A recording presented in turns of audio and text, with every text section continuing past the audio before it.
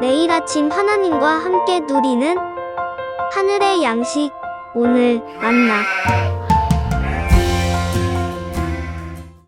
여리고 맞은편 요단강과 모압 평지에서 여호와께서 모세에게 말씀하여 이르시되 이스라엘 자손에게 말하여 그들에게 이르라.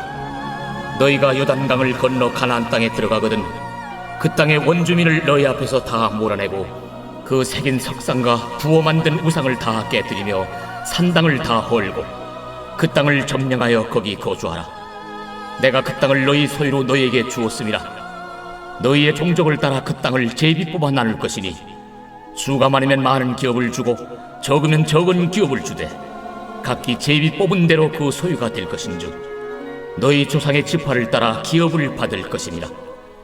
너희가 만일 그 땅의 원주민을 너희 앞에서 몰아내지 아니하면 너희가 남겨둔 자들이 너희의 눈에 가시와 너희의 옆구리에 찌르는 것이 되어 너희가 거주하는 땅에서 너희를 괴롭게 할 것이요 나는 그들에게 행하기로 생각한 것을 너희에게 행하리라.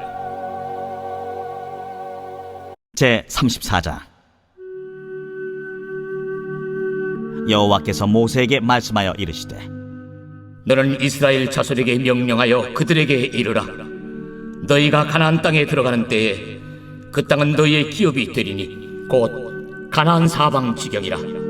너희 남쪽은 에돔 곁에 접근한 신광야니 너희의 남쪽 경계는 동쪽으로 염해 끝에서 시작하여 돌아서 아그라빔 언덕 남쪽에 이르고 신을 지나 가데스 바네아의 남쪽에 이르고 또 하살라다를 지나 아스몬에 이르고 아스몬에서 돌아서 애굽 시내를 지나 바닥까지 이르느니라. 서쪽 경계는 대해가 경계가 되나니 이는 너희의 서쪽 경계니라. 북쪽 경계는 이러하니 대에서부터 호르산까지 그어라. 호르산에서 그어 하맛 어귀에 이르러 시닷에 이르고 그 경계가 또 시브론을 지나 하살 에난에 이르나니 이는 너희의 북쪽 경계니라. 너희의 동쪽 경계는 하살 에난에서 그어 스밤에 이르고 그 경계가 또 스밤에서 리블라로 내려가서 아인 동쪽에 이르고 또 내려가서 긴네렛 동쪽 해변에 이르고 그 경계가 또 요단으로 내려가서 염해에 이르나니 너희 땅의 사방 경계가 이러하니라. 모세가 이스라엘 자손에게 명령하여 이르되 이는 너희가 제비 뽑아 받을 땅이라. 여호와께서 이것을 9지파 반쪽에게 주라고 명령하셨나니 이는 루벤 자손의 지파와 갓 자손의 지파가 함께 그들의 조상의 가문에 따라 그들의 기업을 받을 것이며 므낫세의 반쪽도 기업을 받았음이니라. 이 두 지파와 그 반지파는 여리고 맞은편 요단 건너편 곧 해돋는 쪽에서 그들의 기업을 받으리라. 여호와께서 또 모세에게 말씀하여 이르시되 너희에게 땅을 기업으로 나눌 자의 이름은 이러하니 제사장 엘라살과 눈의 아들 여호수아니라. 너희는 또 기업의 땅을 나누기 위하여 각 지파의 한 지휘관씩 택하라. 그 사람들의 이름은 이러하니 유다 지파에서는 여분네 아들 갈렙이요 시몬 지파에서는 암미우스의 아들 수멜이요 베냐민 지파에서는 기슬론의 아들 엘리다시요 단 자손 지파에서는 지휘관 요굴리 아들 붓기요 요셉 자손 중 므낫세 자손 지파에서는 지휘관 에봇의 아들 한리엘이요 에브라임 자손 지파에서는 지휘관 십단의 아들 그무엘이요 스불론 자손 지파에서는 지휘관 바르나게 아들 엘리사반이요 이사갈 자손 지파에서는 지휘관 아산의 아들 발디엘이요 아셀 자손 지파에서는 지휘관 슬루미의 아들 아히굿이요 납달리 자손 지파에서는 지휘관 암미우스의 아들 부다헬이니라.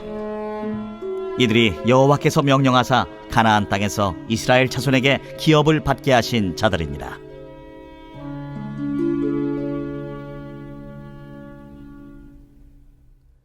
드디어 가나안 땅 앞에 도착했습니다. 400년의 노예 생활, 40년의 광야 생활을 그치고 드디어 가나안 땅에 들어가기 전 순간입니다. 하나님께서는 모압 평지에서 모세에게 말씀하시며 명령하십니다. 그분의 첫 번째 명령은 원주민을 몰아내라, 우상을 제거하라, 산당을 다 헐라라는 것이죠. 가나안 땅은 비어있는 땅이 아닙니다. 원래 살고 있는 주민들이 있었고 그들은 자신들의 신을 섬기며 우상을 따라 윤리적으로 또 성적으로 더럽혀진 문화를 가지고 있었습니다. 가나안 땅을 주시기 전 하나님은 그들에게 원주민을 몰아내라 당부하십니다. 이유는 하나입니다. 이스라엘이 선민이고 가나안 백성들이 천민이기 때문이 아닌 거죠. 이스라엘은 제사장 나라로 삼았기에 거룩해야 하는데 그 거룩함을 가나안 문화가 막기 때문이고 그 문화 속에 오염되어 하나님이 주신 사명을 잃어버리기 쉽기 때문에 그들을 몰아내라고 당부하시는 겁니다. 또한 하나님은 그들에게 제비를 뽑아 지파대로 기업을 받을 것이라 말씀하십니다. 40년간의 전쟁 업적을 통해 어느 지파가 우선권을 갖는지가 없습니다. 물론 수가 많은 지파에게 많은 기업을 주고 적으면 적은 기업을 주었지만 그렇다고 제비 뽑은 것을 뛰어넘어 자신의 소유를 주장하고 그것을 차지하겠다라고 하지 않습니다. 더욱이 제일 강한 지파가 더 좋은 땅을 가져야 한다는 세상 논리도 하나님의 방법에는 맞지 않습니다. 그분이 세우시는 나라는 힘의 논리로 세워지는 나라가 아니기 때문입니다. 오직 제비로 뽑아 자신의 땅을 나누죠. 하나님이 정하셨고 하나님이 주실 것임을 믿는 행위인 거죠. 잘 생각해보면 처음 가는 땅에 어느 땅이 더 좋은 땅인지는 알 수는 없지만 그래도 사람인지라 더 좋은 땅을 가지고 싶은 욕심은 누구에게나 있습니다. 아브라함과 롯의 종들이 땅이 비좁아 서로 다투었을 때 롯도 자신의 눈으로 보기에 에덴 같고 애국같이 좋아 보이는 땅을 선택했습니다. 그러나 아브라함은 달랐죠. 그는 하나님의 일하심을 배웠습니다. 애굽에서도 하나님이 자신을 보호하신다는 것을 경험했기에 가나안에 돌아왔을 때 조카 롯을 향해 우리가 서로 싸우지 말자라고 하며 네가 좌하면 내가 우하고 네가 우하면 내가 좌하리라라고 말합니다. 그리스도인들이 가지고 있어야 하는 것이 바로 이러한 넉넉함이라고 생각합니다. 하나님이 내 인생을 주도하시고 이끄신다는 것을 알기에 내 눈에 좋아 보이는 것을 내려놓고 넉넉하게 이웃을 향해 양보할 수 있는 마음을 보이는 거죠. 그런데 반대로 생각해보면 더 비옥하고 넓은 땅을 받아도 마냥 좋을 것만 같지는 않습니다. 왜 그럴까요? 더 비옥하고 넓은 땅은 원주민들이 더 많이 살고 있는 땅이고 그 중에서 힘의 논리로 인해 더 강한 민족이 비옥한 땅에 살고 있을 가능성이 많기 때문입니다. 그 말은 넓은 땅, 비옥한 땅은 결국 더 세고 강력한 민족과 싸워야 한다라는 거죠. 우리의 인생으로 가져와도 그렇습니다. 우리도 우리를 안락하게 만들고 평안으로 이끌 환경과 상황을 원합니다. 그런데 똑같이 광야의 길을 걸으며 신앙생활하고 있는데 누군가에게는 아파트를 허락해 주시고 나에게는 아무것도 주시지 않는 상황이 오면 흔들립니다.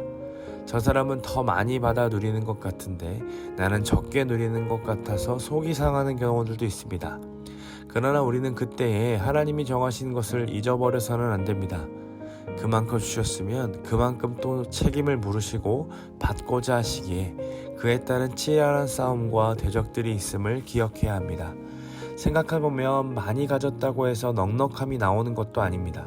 많이 가졌다는 것은 그만큼 치열하게 애를 써온 흔적일 수 있기에 누군가에게 내어주기란 더욱 어렵습니다.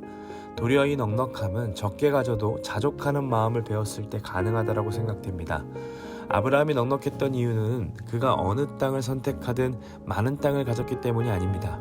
그의 눈에 보기에도 한쪽은 애굽처럼 번영의 땅이었고 한쪽은 엄청난 기근이 찾아와 힘이 다 빠진 땅이었습니다. 그러나 그는 상황과 환경에서 눈을 들어 하나님을 바라보았습니다. 자신이 지금 가나안 땅에 있는 이유, 하나님이 부르셨고 인도하셨음을 알기에 자신의 지금 삶에 만족할 수 있었던 거죠. 그 자족함이 넉넉함을 배우는 힘이 되었습니다. 34장을 계속해서 읽어보시면 이스라엘 전 지역의 땅의 경계를 하나님께서 정하시는 것을 볼 수 있습니다. 즉 이스라엘 백성들이 원하든 원치 않든 자신에게 맡겨진 땅이라면 경계 끝까지 차지하려고 하는 싸움을 해야 한다라는 겁니다. 우리에게도 맡겨진 구원도 이와 같은 거죠. 물론 구원은 예수 그리스도의 이름을 믿음으로 의롭다 칭하심을 얻었지만 주님이 다시 오실 때까지 우리에게는 거룩을 이루는 싸움 곧 성화라는 구원을 이루어 가야만 합니다. 그 싸움에서 우리는 스스로 한계를 정하면 안 됩니다. 이 정도 신앙생활 했으면 충분하다. 내가 목사가 되었으니까, 장로와 권사라는 직분을 받았으니까, 여기서 봉사하니까 라는 것으로 만족을 이루어서는 안 됩니다. 우리의 만족은 오직 그리스도를 닮아감에 있습니다.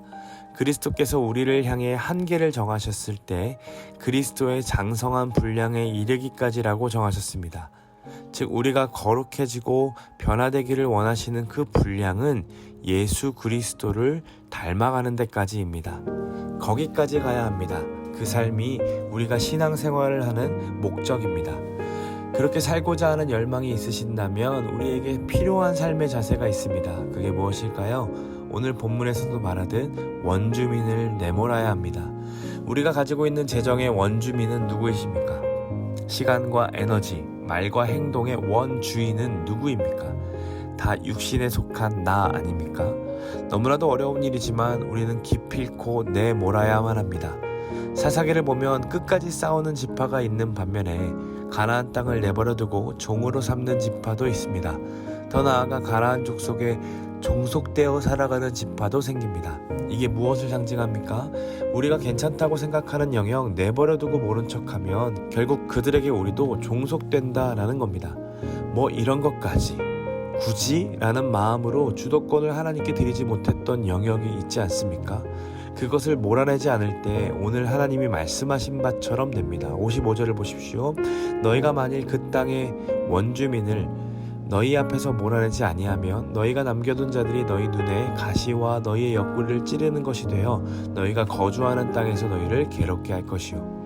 손가락에 조그만 가시 하나 찔린 것이 우리의 전 몸을 힘들게 만들지는 않습니다. 그러나 그것을 내버려 둘 때에 살짝 아프지만 참을만 해서 빼지 않고 내버려 두면 피부에 염증이 생기고 그 염증은 퍼져나가 손가락이 괴사하게 될 것입니다. 우리는 영적으로 자라가야 합니다. 그리스도의 장성한 분량까지 자라가야 합니다. 그 자라감을 방해하는 것을 우리는 기필코 제거해야 합니다. 몰아내야 합니다. 그 원주민이 나라면 나 자신을 죽여내고 몰아내면서 진짜 주인이신 예수님을 모셔야만 합니다. 그분의 일하심과 통치하심이 내 삶 곳곳에 영향력이 있도록 내어드려야만 합니다. 그 중에 이것만은 절대 안 된다고 생각하는 것은 모두 우상임을 기억하십시오.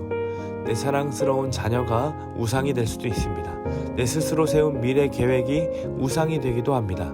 모두가 당연하다라고 말하고 잘하고 있다라고 말하는 것도 분명한 우상이 될 수 있음을 기억하며 그 우상을 지키기 위해 쌓았던 상당들을 허물어야 합니다.